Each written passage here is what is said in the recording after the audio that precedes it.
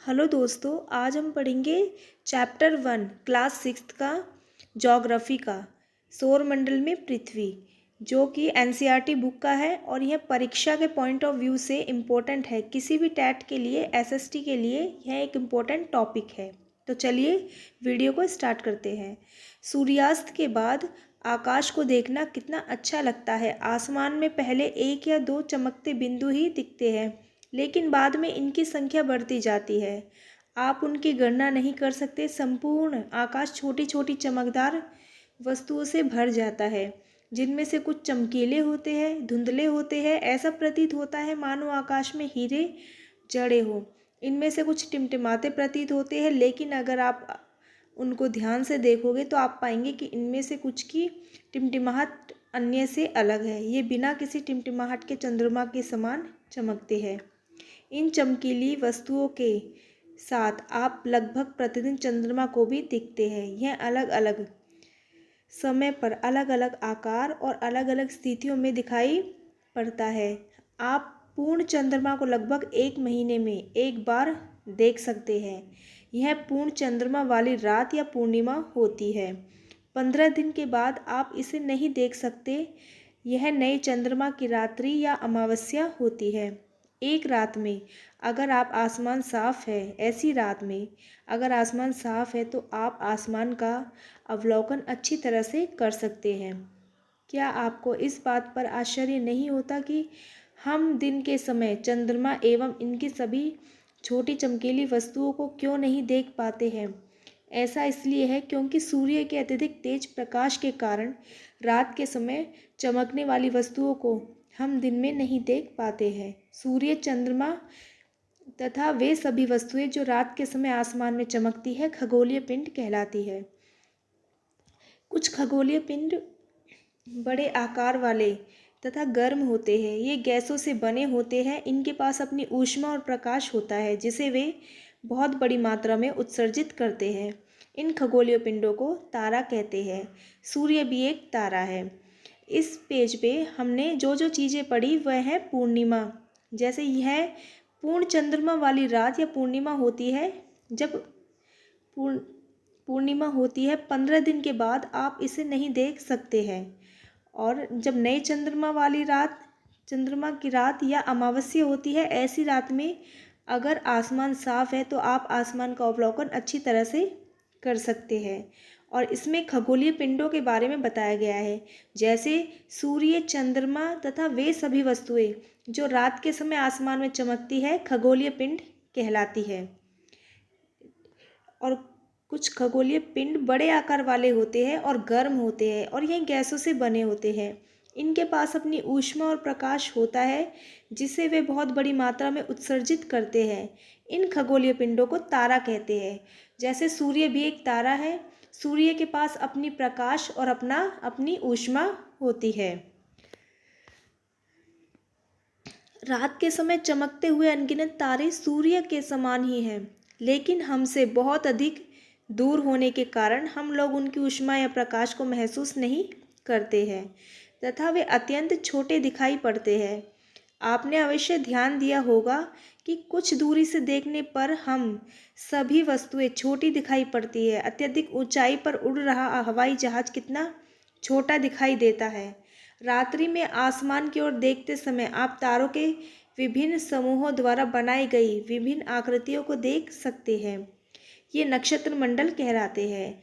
तो इसमें जो आसमान में जो विविध समूहों वाली तारों की आकृति दिखाई देती है उसको हम नक्षत्र मंडल कहते हैं। अर्सा मेजर या बिग बियर इसी प्रकार का एक नक्षत्र मंडल है। बहुत आसानी से पहचान में आने वाला नक्षत्र मंडल है सप्तऋषि, यानी सप्त सात ऋषि संत। यह 7 तारों का समूह है जो कि नक्षत्र मंडल अर्सा मेजर का भाग है। आपने आपने अपने परिवार या पड़ोस के किसी बड़े व्यक्ति से कहिए कि वह आपको आसमान में और अधिक तारों, ग्रहों तथा नक्षत्र मंडलों को दिखाए। प्राचीन समय में लोग रात्रि में दिशा का निर्धारण तारों की सहायता से करते थे। उत्तरी तारा उत्तर दिशा की ओर बताता था। इसे ध्रुव तारा भी कहा जाता है। यह आसमान में हमेशा एक ही स्थान पर रहता है। हम सप्तऋषि की सहायता से ध्रुव तारे की स्थिति को जान सकते हैं। जैसे कि चित्र में दिखाया गया है, यदि सप्तऋषि मंडल के संकेतक तारों और आपस में मिलाते हुए एक काल्पनिक रेखा खींची जाए एवं उसे आगे की ओर बढ़ाया जाए तो यह ध्रुव तारे की ओर इंगित करेगी। कुछ खगोलीय पिंडों में अपना प्रकाश और ऊष्मा नहीं होती, वे तारों के प्रकाश से प्रकाशित होते हैं। ऐसे पिंड ग्रह कहलाते हैं। तो इसमें ग्रहों के बारे में बताया गया है कि जिसकी अपनी ऊष्मा और प्रकाश नहीं होती, वे तारों के प्रकाश से चमकते हैं, ऐसे पिंड ग्रह कहलाते हैं। ग्रह, जिसे अंग्रेजी में प्लैनेट कहते हैं, ग्रीक भाषा के प्लेनेटाइन शब्द से बना है, जिसका अर्थ है परिभ्रमक अर्थात चारों ओर घूमने वाले। पृथ्वी, जिस पर हम रहते हैं, एक ग्रह है। यह अपना संपूर्ण प्रकाश और ऊष्मा सूर्य से प्राप्त करता है, जो पृथ्वी के सबसे नज़दीक का तारा है। पृथ्वी को बहुत अधिक दूरी से, जैसे चंद्रमा, आसमान में दिखने वाला चंद्रमा एक उपग्रह है। यह हमारी पृथ्वी का सहचर है तथा इसके चारों ओर चक्कर लगाता है। हमारी पृथ्वी के समान 7 अन्य ग्रह हैं जो सूर्य के से प्रकाश एवं ऊष्मा प्राप्त करते हैं। उनमें से कुछ के पास उन 7 अन्य ग्रह हैं जो सूर्य से प्रकाश एवं ऊष्मा प्राप्त करते हैं। उनमें से कुछ के पास अपने चंद्रमा भी है। सौरमंडल। अब आइए आप पढ़ते हैं सौरमंडल के बारे में।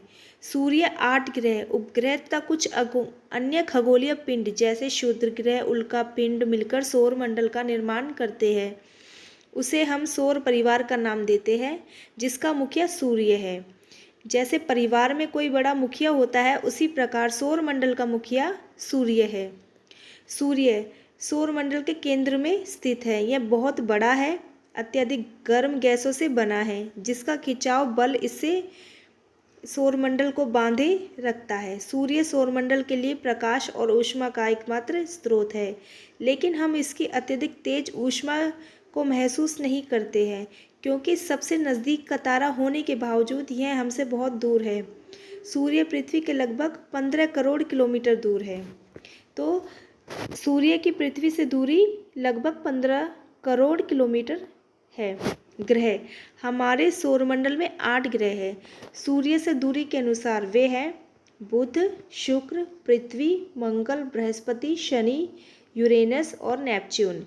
सूर्य से उनकी दूरी के अनुसार अंग्रेजी में ग्रहों के नाम याद रखने का आसान तरीका, माय वेरी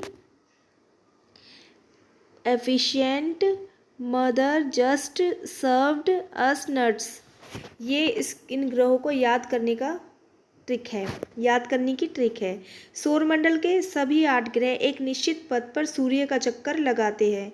ये रास्ते दीर्घवृत्ताकार में फैले हुए हैं। ये कक्षा कहलाते हैं। बुध सूर्य के सबसे नज़दीक है। अपनी कक्षा में सूर्य के चारों ओर एक चक्कर लगाने में इसे केवल 88 दिन लगते हैं। शुक्र को पृथ्वी का जुड़वा ग्रह माना जाता है। तो क्वेश्चन आए कि किस ग्रह को पृथ्वी का जुड़वा ग्रह माना जाता है, तो वो है शुक्र, क्योंकि इसका आकार और आकृति लगभग पृथ्वी के समान है, इसलिए इसको पृथ्वी का जुड़वा ग्रह माना जाता है। अभी तक प्लेटो भी एक ग्रह माना जाता था, परंतु अंतर्राष्ट्रीय खगोलीय संगठन ने अपनी बैठक 2004 में निर्णय लिया और प्लूटो को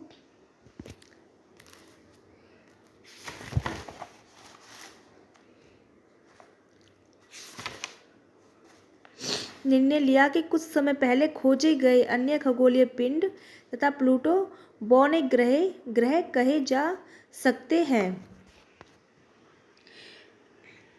पृथ्वी, सूर्य से दूरी के हिसाब से पृथ्वी तीसरा ग्रह है। आकार में यह 5वां ग्रह सबसे बड़ा ग्रह है। याद रखना कि सूर्य से दूरी के हिसाब से पृथ्वी तीसरा ग्रह है, लेकिन आकार में पृथ्वी 5वां सबसे बड़ा ग्रह है। यह ध्रुवों के पास थोड़ी चपटी है, यही कारण है कि इसके आकार को भू-आप कहा जाता है। यह ध्रुवों के पास थोड़ी चपटी होने के कारण इसे भू-आप कहा जाता है। भू-आप का अर्थ है पृथ्वी के समान आकार। जीवन के लिए अनुकूल परिस्थितियां संभवतः केवल पृथ्वी पर ही पाई जाती है। पृथ्वी न तो अत्यधिक गर्म है और न ही अधिक ठंडी। यहाँ पानी एवं वायु उपस्थित है जो हमारे जीवन के लिए आवश्यक है।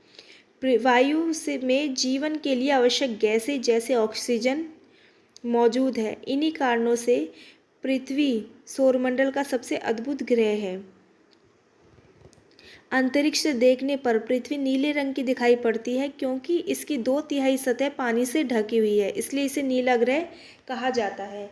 तो यह क्वेश्चन आता है कि पृथ्वी को नीला ग्रह क्यों कहा जाता है, तो इसका आंसर यही है कि इसकी 2/3 सतह जो है पानी से ढकी हुई है, इसलिए इसे नीला ग्रह कहा जाता है। हमारी पृथ्वी के पास केवल एक उपग्रह है, चंद्रमा। इसका व्यास पृथ्वी के व्यास का केवल 1/4 है। यह इतना बड़ा इसलिए प्रतीत होता है क्योंकि यह हमारे ग्रह से अन्य खगोलीय पिंडों की अपेक्षा नज़दीक है। यह हमसे लगभग 3,84,400 किलोमीटर दूर है। अब आप पृथ्वी से सूर्य एवं चंद्रमा की दूरियों की तुलना कर सकते हैं। चंद्रमा पृथ्वी का एक चक्कर लगभग 27 दिन में पूरा करता है। लगभग इतने ही समय में यह अपने अक्ष पर एक चक्कर भी पूरा करता है। इसके परिणाम स्वरूप पृथ्वी से हमें चंद्रमा का केवल एक ही भाग दिखाई देता है। चंद्रमा की परिस्थितियां जीवन के लिए अनुकूल नहीं है। इसकी सतह पर पर्वत मैदान गड्ढे हैं जो चंद्रमा की सतह पर छाया बनाते हैं। पूर्णिमा के दिन चंद्रमा पर इनकी छाया को देखा जा सकता है। पूर्णिमा के दिन चंद्रमा पूरा निकलता है। क्षुद्र ग्रह तारों, ग्रहों एवं उपग्रहों के अतिरिक्त असंख्य छोटे पिंड भी सूर्य के चारों ओर चक्कर लगाते हैं। इन पिंडों को क्षुद्र ग्रह कहा जाता है। तारों, ग्रहों और जो उपग्रहों के अतिरिक्त असंख्य जो छोटे पिंड होते हैं वह भी सूर्य के चारों ओर चक्कर लगाते हैं और इन पिंडों को क्षुद्र ग्रह कहा जाता है। ये मंगल एवं बृहस्पति की कक्षाओं के बीच पाए जाते हैं। यह क्वेश्चन भी बहुत आता है कि क्षुद्र ग्रह कहाँ पर किन की कक्षाओं के बीच पाए जाते हैं, तो आपको याद रखना होगा कि ये मंगल और बृहस्पति की कक्षाओं के बीच पाए जाते हैं। वैज्ञानिकों के अनुसार क्षुद्र ग्रह के ही भाग होते हैं जो कि बहुत वर्ष पहले विस्फोट के बाद ग्रहों से टूटकर अलग हो गए।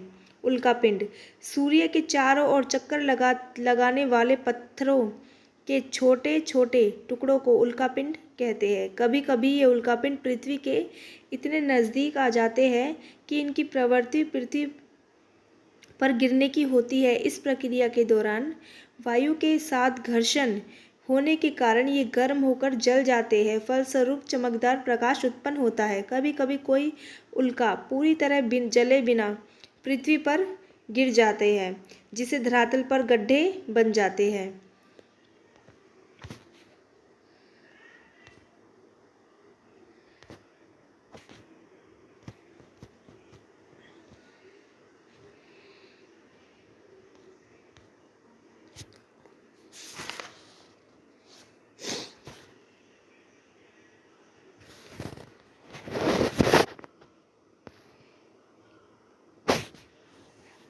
दोस्तों, ये था हमारा चैप्टर क्लास 6 का सौरमंडल में पृथ्वी, जो कि एनसीईआरटी बुक का चैप्टर है और यह किसी भी कॉम्पिटिटिव एग्ज़ाम टीचिंग के लिए उसमें बहुत ही ज़्यादा महत्वपूर्ण है। तो थैंक यू दोस्तों चैप्टर पढ़ने के लिए। वीडियो को लाइक, शेयर और सब्सक्राइब ज़रूर कीजिए। Thank you.